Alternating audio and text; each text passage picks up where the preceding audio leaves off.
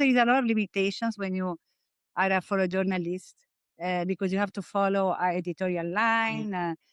Somebody's paying for the newspaper. You cannot do it entirely what you want.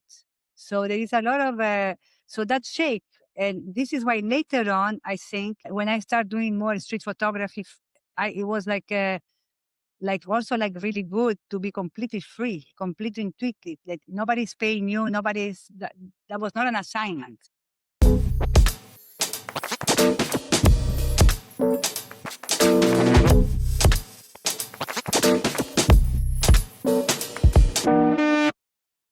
Okay, so welcome back, everybody, to a new episode of Eyeshot 50mm. And today we're sitting down with Graciela Magnoni. Graciela Magnoni is a photographer whose work has moved across Latin America, the United States, and Asia as well. Her approach to photography is both personal but also observational. With a background in journalism, she does a certain type of photography that moves between street photography and personal documentary. Graciela, thank you so much for being with us and welcome. Thank you very much, Lucrezia. And thank you for pronouncing Magnoni so well. I guess with an Italian background, it's kind of like easier to do. And to everybody who's watching, I just want to leave a small message to keep liking, keep subscribing, and keep commenting, because it was just a small click to you. It means the world for us. So let's just immediately start then, Graciela. And the very first question that I have is, who is Graciela Magnoni according to Graciela Magnoni? Well, I think I would say first, I'm a very free person. I'm very intuitive. I'm a very happy person. I'm a photographer. I'm a traveler. And I have a very mixed background. And I have 2 kids. I have a wonderful husband. And I love sunny days. I like that. I really like that. Because you were born in Uruguay, you lived in Brazil, in the United States, and now also you're traveling in Asia. My second question would be, with all this international background, where do you feel more at home? That is a question that I have been asking all my life, because actually I live also in Panama, in Colombia. I live in Spain. I live in France for 10 years, and in Singapore also for many, many years. And I married an Indian man, which didn't help in this background thing. So I think I find myself at home when I have my camera. This is like one day I decided that, and then I didn't have to be like stressed about trying to figure it out where I was from. I feel very comfortable in many places. I think in some level, I always find one level that I can feel at home in any country, which is quite practical. And I feel also a bit, I never 100% anywhere, but it's okay. Yeah, it's fair. As far as you have your camera, then you feel at home. That's very interesting, because you've said that photography, in which connects to what you just said. You said the photography became your identity. So my question is, was it a choice or a necessity? And how did it happen? Do you remember let's say maybe there was an event or something that pushed it or lighted up that made you think, oh, okay, this is my path? I think I young when I was in high school in France and doing photography. I like Cartier-Bresson, like everybody else. It was nothing different. But when I was 17, I met Sebastião Salgado. He's from Brazil, and he was starting becoming a bit known. He was in the Gamma agency, and I decided that I found his phone number, and I called him just to see, like just to talk to him.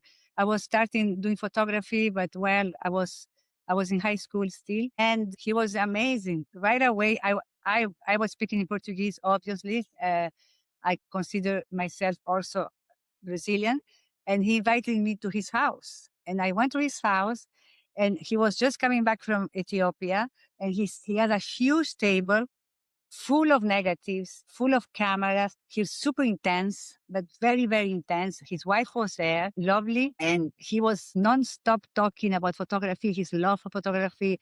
I mean, it was like, wow. And that day, I decided that this is what I want to do. And also, my family had a very political background. My mom was a very activist in South America, going to all kinds of like protests and all kinds of things. We lived a dictatorship in Uruguay. I remember very well. So that connected with the intensity of Salgado, like was okay. This is it. Wow, What I what a wanted to special do. moment. Yeah, it was amazing. It was amazing. I can believe it. I can totally believe it. And I love this story. You also have a background in journalism, which is something it's can be very much highlighted and connected to photography as well. So my question is, your background in journalism taught you, let's say, how to observe a room, how to see a situation. In what way has that training, if you think it has shaped your gaze, your photographic gaze? I think it shaped a lot because I think like in journalism, first of all, I always say that, and also in general for photography, access is quite important. When you are for journalism, you have the access, you have that your pass, right? Your press pass. There is like a magic tool, that open all the gates, and you feel it gives you a lot of power. And I think to have that teach you to be like feeling sometimes a bit entitled, because you feel like, okay, I can do whatever I want. I am a journalist. I can have access, and you just learn not to be scared, not to be intimidated. You're just there to photograph. You feel like this is your job, and that helps in that freedom that you see, I think. But also there is a lot of limitations when you are a photojournalist because you have to follow an editorial line. Somebody's paying for the newspaper. You cannot do it entirely what you want. But there is a lot of so that shape, and this is why later on, I think when I start doing more street photography, it was like also like really good to be completely free, completely intuitive. Like nobody's paying you, that was not an assignment. So there is a lot of aspects to it. Both on both sides, yeah, absolutely. I don't know. Did I answer your question? Absolutely, you've answered it More or completely. less. No, you've done it. Thank you. I want to dive a little bit more into your travelings and your international life in that sense, because I have so many different curiosities that I want to ask you, especially you being a woman as well in the world we're facing. So I have different questions on traveling, and I will now start connecting on it. The very first one connects to you've worked, as we were saying before, across Latin America, Asia, United States, everywhere. You're traveling so many countries around the world. And my question is photographing a country that isn't yours, in that sense, a form of freedom, or is there the risk, not necessarily for you, but in generally speaking, is there a risk of superficiality in portraying it, even though someone is not from it? I don't know if I explain my question correctly. Yes, I think, like, especially for journalism, yeah, there is that. But also, it's true that there is that idea that if you are not from a country, it could be superficial. But also, I feel like journalists, when you are many years photographing, I think you are pretty good at also like avoiding this superficiality. It's like a doctor, like Yeah, a lawyer. You just learn your craft, you learn your skill, you know how to identify what is let's say something that is a cliche or something that is like the bias. You are pretty good at trying to deepen a bit without belonging to that, because also sometimes you can be living in a country and be super biased and also be superficial. absolutely. I think Yes, it's you, and then the more you do it, the more you learn, the more you're good at it, the more you're good at being really, really, really fast to deepen your story. You also read. I'm sure you have sources. You have like it's not only somebody throw you there with a camera. You have other ways to deepen, but mainly I think it's your skill. You become good at identifying how you can do your best, and it's also your personality. Some people would absolutely. go for something superficial because it's easy. And some people are going to try to do something a bit less superficial. It's personal. It's so true. It truly depends on the person you are. That was kind of what I was looking for in this answer. So thank you for that. My second question still relates to this broader topic. And in street photography, for very, very, very, and it still is to a certain extent, for a very long time, as being a very male dominated field. So does being a woman in public and in different countries around the world, being a woman photographer, of course, is there the chance, does being a woman in public space with the camera change the way people maybe look at you or see you in a space? Do you think like there is a difference based on gender? I think also is personal. When I started, it was long time ago. I started in the 80s. There was only men in Brazil, and I have to work very hard. And then you learn how to not care about it. I to work really hard, and I was only focused on my work. And it's just you learn, and then I mean now it's like I don't really care what. Love that. But I think also there is maybe advantages. I never understood that idea that it's more of a male work. I think it should be a women's work because it's emotion, all this is more important. And also it's so easy to navigate as a woman, many situations. Somehow I think it's just like the gatekeepers are men in the history of, in the history of photography. And that is the reason. It's not really Yeah. because women are not suitable for that job. I always think like we live in a society in general, in a society where there is huge gender gap in so many different fields, from salaries, from job positions or career, or also just because we're women and we're supposed to do certain things or act in certain ways. So I always feel like maybe there has been, it's history and history always repeats itself somehow, but there has been a long tradition of male photographer, not because necessarily there was a choice of pushing women's on the margins, but it still was a chain that was continuing and going on and on and on. And now I'm starting to see a more contemporary and more open words, and I wanted to ask you what you thought about it. And my other question would be, do you think, because we've lately in the last years, I would say there has been a lot of talk regarding the female gaze.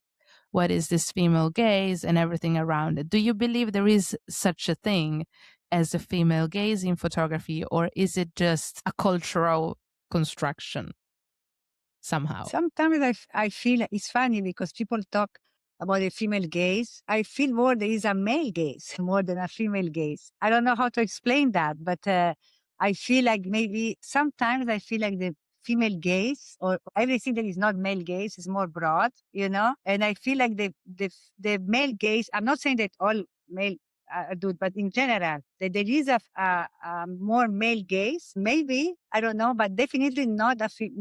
I would emphasize more the male gaze more than the female gaze. At the end of the day, it is like also personal, right? I don't think everything is black and white. There is a bunch of gray in the middle.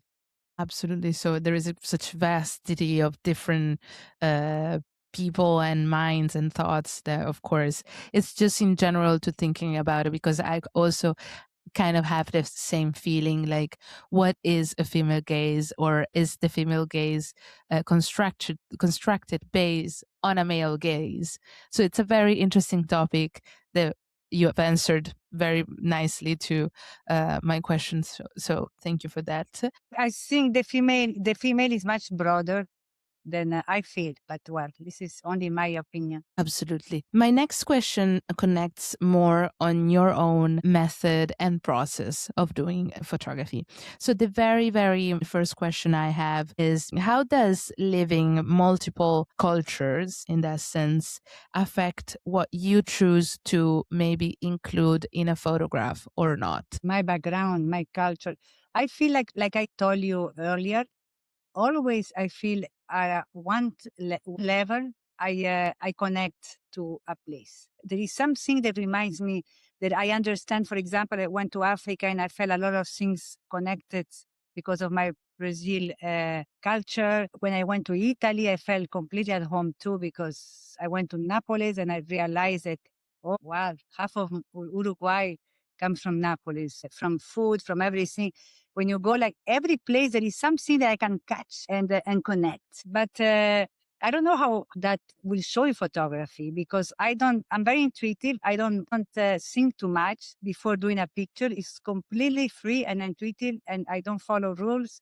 I hate logistics also. I don't like maps. I don't like, so I don't think too much. I just go looking for an image, but I feel all this is behind you, is behind you, is inside you.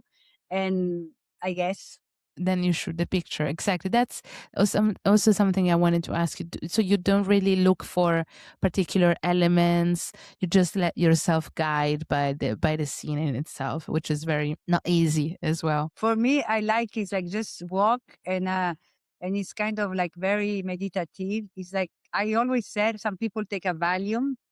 I take my camera and I go out. And the more I have like a problem, as I've seen, I take my camera and I focus on that. I don't think about anything else. It's very relaxing.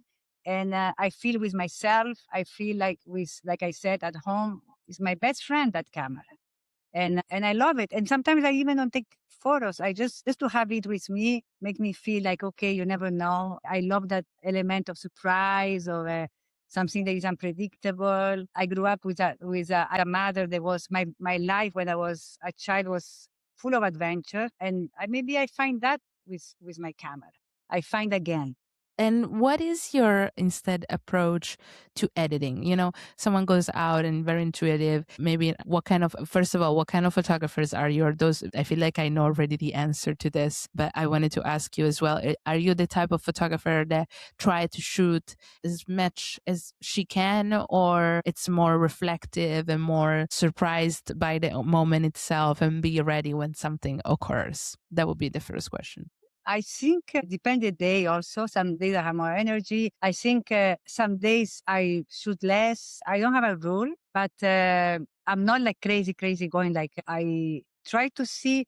For me, the most important is when I see a scene that I find that there is some also potential.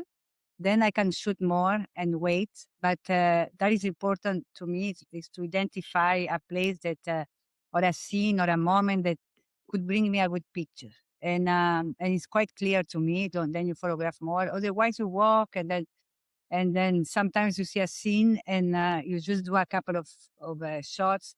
But I don't have a rule, frankly. I would be lying to you if I said anything else. Sometimes I shoot 100 pictures, sometimes 50, something 500. All depend. Frankly, I think it doesn't depend on me. It depends on what is happening.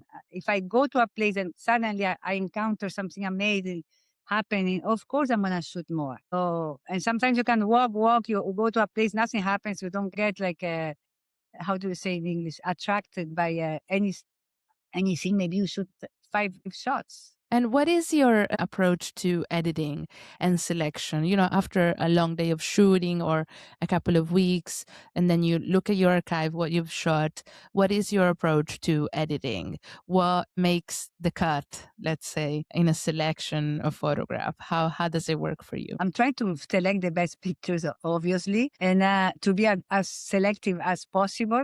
The more it goes, the more selective I get. But I always come back to it, because sometimes I find pictures that I missed, or I change my mind, but I try to be selective, and I guess it's nothing different than anybody else, you know. And maybe like I hardly like choose more than maybe like 5 pictures when I go out, and then those become like I choose like maybe like 5, 10, and then from that I choose one later as the day passes, or 2, or maybe I don't choose anything.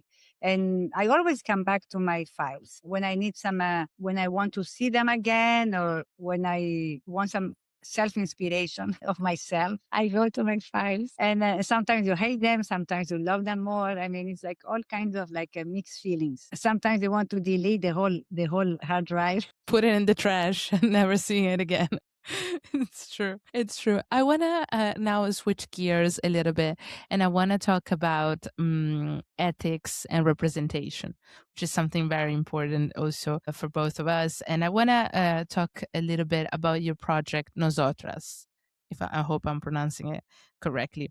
You said that regarding to that, you didn't want to create a social documentary in that sense.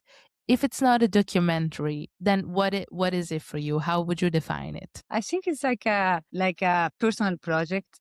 Documentary is also, they all like all street photography, documentary, whatever we can call it, they all go kind of overlap, right? Because today, what is a documentary today? Depends. Some people are very doing it and it's very like descriptive, and some people that they do it in a very free, very symbolic way, and it's still a documentary. They are much, they want to be more creative in it. So I don't think, mine is definitely, okay, I'll tell you how I call it, because this is the same way I call it my project in Punjab. I call it an art project. It's an art project.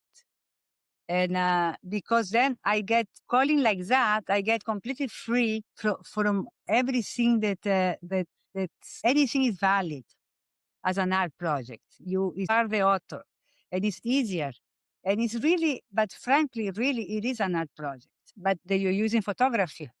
And I think it's the best way to describe it. In my view, is the way I describe that Punjab project was that was more difficult because Nosotras is about women all over the world. The Punjab is about the partition, and is very, very sensitive. So I needed to be very careful how you do it. And that was the best way to do it. I did it as a visual poem, my project of Punjab. And then to that, I started thinking about Nosotras, which I was surprised because it was shortlisted for the LOBA. And that I was very, very surprised because, like we are saying, it's not a documentary, what it is. And I introduced it as an art project, as a more like visual poem. And I guess that they agree to it. They shortlisted it. So because they like the pictures of the idea of, there was something that they like it. So for me, is what is working now with my projects is for them to be more of art projects. I don't know if it makes sense to you. It does. It totally does. That's exactly why, because, and I understand also why it is so important to make such a distinction as well, to get free of those labels, that maybe put us in boxes or want us to portray something in a certain way. Yeah, because also when you do a documentary, you have some responsibility it's kind of, you have the idea that it is almost like not a journalistic thing, but it is also, right? You have to be more balanced, maybe. You have less freedom to decide and to create and to be. You don't have to be. I don't have to be thinking, oh, did I portray that? Did I put like, for example, in the project of Punjab, or did I photograph enough Muslims and enough Sikhs and enough Hindus? Did I work fair with that? Fair with that? This is her idea, right? I was not trying to describe anything. I was trying just to give a feeling of a poem, trying to connect two sides through emotion and through love. So that will be the much more appropriate to be like an art project. And for the women, the project Nosotras is the same thing. Like, it's more of a women around the world, just as a way to show that actually we are all the same. Like, we can be different, but we are all the same. And there is not a sisterhood feeling, but just like a deeply, and one level, connecting all these women around the world in a more candid way, in a less dramatic way. And how do you avoid stereotypes without falling into idealization when you shoot different cultures, also different women from different countries as well, or different situation? How do you, or how would you suggest to avoid a stereotype? Because sometimes, unfortunately, this is part of our general culture and knowledge, stereotyping certain ways of behavior, of being in certain ways. And I feel like in modern street photography, or also in documentary photography as well, sometimes there is the risk to stereotype what we're looking at it. So how do you in general approach this kind of situation without falling again into an idealization of the subject we're looking at?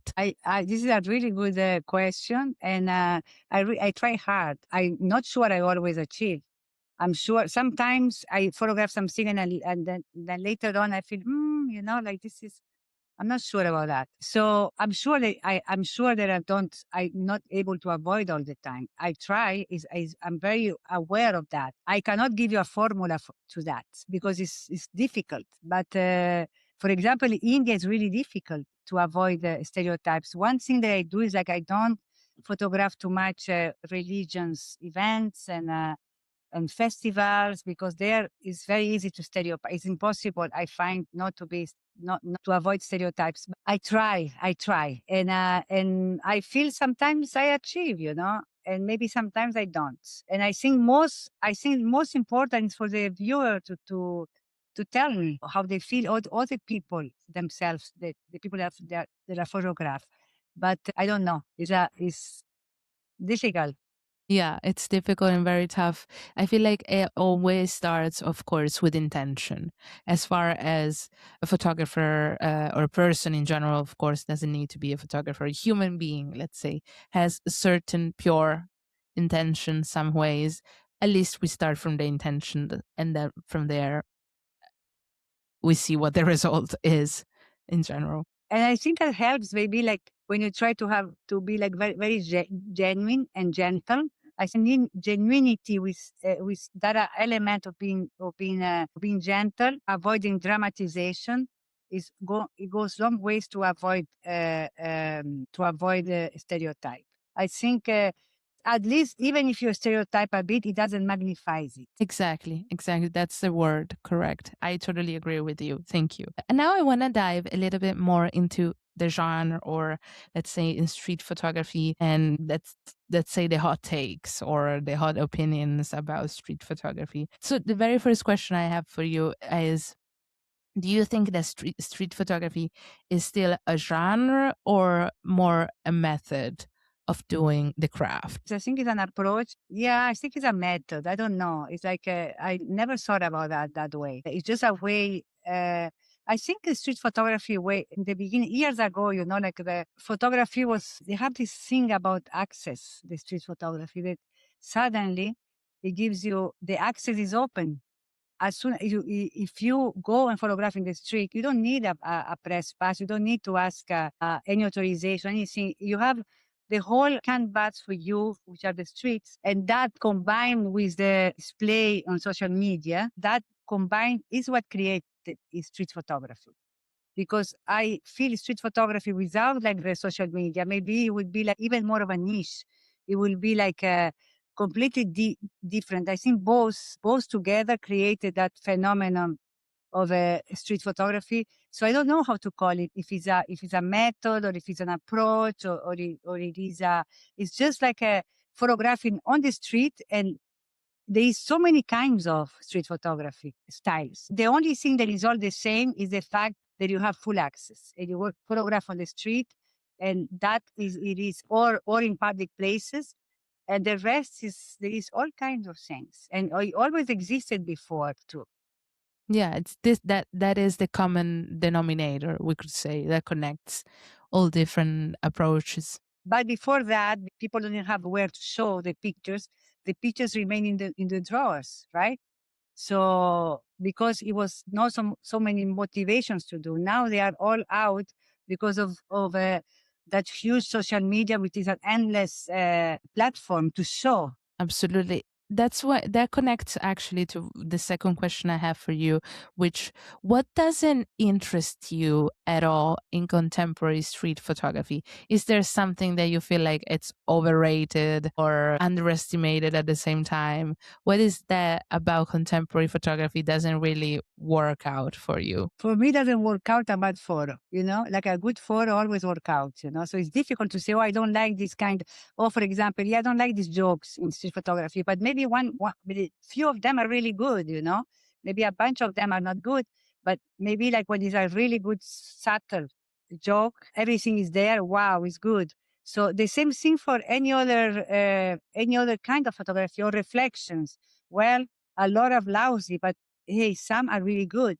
And in portraits, it's the same. So I think like the only thing I don't like is overrated are bad pictures, which actually, to be fair, there's a lot of bad pictures today that they are out there. So that I feel is too bad that they have a lot of bad pictures that are sometimes overrated. You know, like that is like but otherwise, you know, like a good picture is always a good picture, whether it is online or in the drawer or in whatever, you know.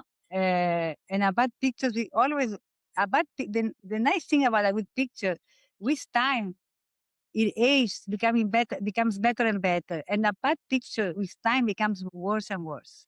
So it's like art. It's like a painting. It's correct. That's totally correct. You often talked, and this really I can see in your personality as well. You often speak about serendipity, which is a very important concept also in street photography. And I wanted to ask you, do you think that chance is romantic or is it discipline? I think it's many things. It's like discipline is like the more you try, the more you get it, but also skill. Nobody thinks about skill in serendipity. I think the most important is skill because you have the luck, but if you miss it, right? And the skill helps you not to miss it. So I find that this is not only like that idea that you have to repeat and going and living in the street. It's also, I think, a bit of a that I don't believe so much. I feel like you can go like 3 hours, and if you have the skill and if you have the concentration or the luck, also I think luck, serendipity, I know it's considered a bit of luck, but I separate. Some people are luckier than others, and I know the luck comes more as you do it, but some people have more luck, I don't know, and more like they're more like sensitive to feel the moment is coming, or maybe this is also like skill when you have this stuff inside that you feel like okay, something's gonna happen. But it's all and so many elements together that makes that serendipity have a value. But it's like it's the fun of going to the street. If it was not surprises and good surprises, which is the definition, I guess, of serendipity, well, how boring it will be, you know, it will be so boring. Already it's like not easy to go in the street and walk for hours. But if you didn't have any like unpredictable, anything that is unpredictable, any good luck once in a while, any like excitement, I mean, how boring would it be? Absolutely. I like this thought process for sure. And I wanted to ask you, I mean, I feel like today maybe street photography often feels very performative in certain ways. Do you feel distance from that approach, or what do you think of it? Yeah, there is some Vogue, some fashion, some we do all like that, like a group kind of things. Yeah, I'm sure like some there is some of this, but I always go back to the same things. Some people are into photography, into street photography because it's part of a group. They feel they belong to a community. They like to be with other photographers. They like to share. They like to kind of like emulate pictures and be like a part of the whole thing. And some they are not. So yeah, I guess it's a way to feel part of a community. That has a very strong side, is very strong in street photography for some people. It's true. Yes. And what do you think is so strong? Why so strong? Because some people suddenly they found that community and they feel like accepted and they feel like understood and they connect and they feel like they have something in common and they have emotion together and they have fun together and they feel like they are, especially they feel like they are like understood and they have like some dialogue in that way and they really like it. It's like, okay, some people go to church, right? And they feel like that's in that they go to that church or they do or they are part of a reading group. And I think sometimes street photography have that element very strong for some groups or some people. And what do you think are we losing today in photography that maybe 10 15 years ago we weren't losing, if there's anything, of course? Well, I mean, for me personally, it never changed. What I felt like years ago about like that ethics and everything was always there. Like I don't think that I find for me a huge difference in terms when I go out to shoot, if I'm more scared of this or that. For me, it didn't change that. But yes, I think what changes is because there's a lot of people doing it. But at the same time, there is another side of the coin. There is so many people doing that with phones now, and people they are not photographers, so nobody can distinguish anymore who is a photographer and who is not. And also when you see, well, I realize that the young people in a lot of places that they are so used, they have a different relation with the image and with photos and with the social media. They are not so scared of the images as, for example, somebody that is 4 years old or 50, right? They are much more open, and yeah, sure, they are. Is that for them? It's everyday life. So at the same time, you feel, or maybe some people feel it's closing. I feel it's kind of open, with AI, with all this social media, with the telephones all over. So I'm not sure we are is going in that way. I'm not sure. Yeah. And do you think that connecting then to social media, do you think that social media made street photography more democratic or more banal? I think democratic, it was always there because the street, it was always democratic. You can always go, and then nobody pays you. You go. It was always there. The only difference is that there is a lot of people doing it because there is a platform to show it, I think. And yeah, I mean, you could see that there is banal, but also I'm not sure that we could say that the phone, but not only street photography made it banal. It's also like everywhere in the world, people have iPhones, and frankly, the iPhones, they do really good images. They really do in the dark everywhere. They you can make them change like the um, the the lens, like more 50 millimeters, more like like very easy. The light is always great. It's always on focus. It's perfect, and everybody's doing it. You go to all the young people are doing it, and they do pretty good pictures. So I don't know if it's only street photography that does that, or is the whole like iPhone culture. And yes, maybe is a the reality that we have to face, photographers, that we are not doing anything special, right? Like I have friends, they have like sometimes they come and they have like they have problems, or they have this or that, they don't know what to do, like they age, and I always say like just buy a camera and go out and take pictures. Oh, and I don't know. I say no, but there's nothing like just go and click and they take pictures. You don't have to be a photographer. You are. So I find the reality is this, that sometimes people they have no education, they don't have all these templates inside the brain, telling them how to do it. Oh, this is good, this is bad, this is good. They just do it, and they do like great pictures. So Graciela, very, very last question, and then I'll let you free. I wanted to ask you, do you think, are we confusing virality over quality in today's time? yes, for sure. But also, I'm gonna say something that is really like is a bit depressing, but it's very. I mean, so what is good? Like who is defined what is good?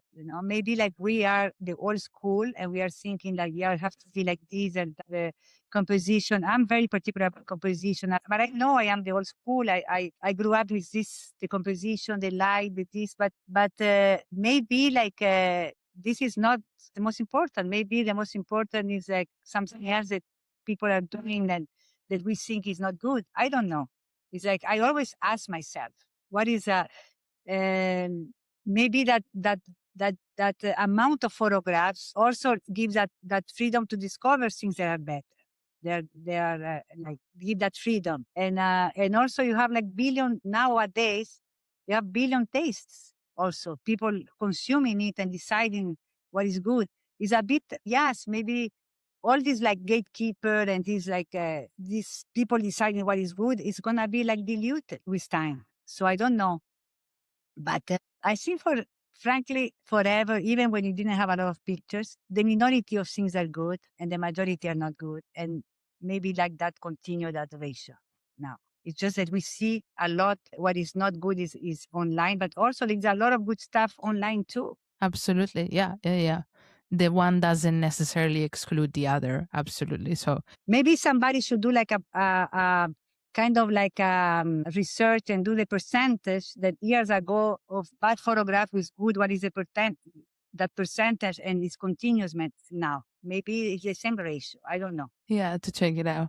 Okay, Graciela, we're done. And I thank you so much for being with me today. And I hope you had fun and that I made you feel comfortable as much as you made me feel comfortable. So it was very, very nice. Very nice to talk to you. Thank you for having me, and I hope to see you soon in Bologna. Exactly, exactly. Absolutely. We need to meet up. Absolutely. And for everybody who's watching, again, just a very small message to keep supporting Eyeshot and independent street and documentary photography, because without that, we cannot continue give you all this exclusive content. So Graciela, again, thank you so much and talk to you soon.